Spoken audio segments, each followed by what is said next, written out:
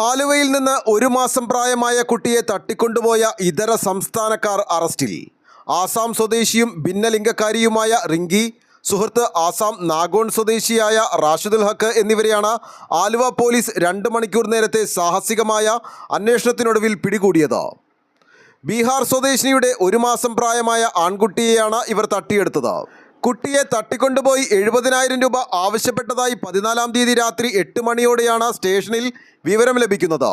തുടർന്ന് പോലീസ് സംഘം Aluva east police സ്റ്റേഷനിലെ ക്രൈം ഗാലറിയിലെ ഭിന്നലിംഗക്കാരുടെ ഫോട്ടോ പരാതിക്കാരിയെ കാണിച്ചു.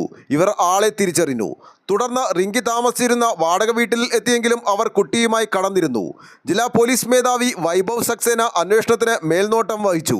നിരവധി CCTV ക്യാമറകൾ പരിശോധിച്ചു. Railway station, bus stand, airport പരിസരം, ജില്ലാ അതിർത്തികൾ, ഇവർ തങ്ങാനിടയുള്ള സ്ഥലങ്ങൾ എന്നിവിടങ്ങൾ അരിച്ചുപെറുക്കി പരിശോധന നടത്തി. തുടർന്ന് രാത്രി 10 മണിക്ക് കൊരട്ടി ഭാഗത്ത് വെച്ച് പ്രതികൾ സഞ്ചരിച്ചിരുന്ന വാഹനം തടഞ്ഞു നിർത്തി പ്രതികളെ പിടികൂടുകയായിരുന്നു. കുട്ടിയെ തൃശ്ശൂരിൽ നിന്നും ആസാമിലേക്ക് കൊണ്ടുപോകുവാനാണ് പ്രതികൾ ലക്ഷ്യമിട്ടിരുന്നത്.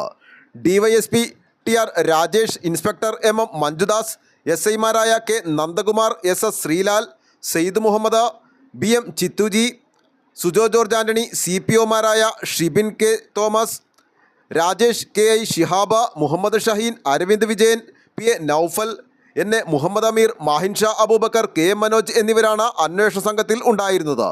പ്രതികളെ കോടതിയിൽ ഹാജരാക്കി റിമാൻഡ് ചെയ്തു. ന്യൂസ് ബോക്സ് ലൈവിന് വേണ്ടി സനൂപ് കളമശ്ശേരി.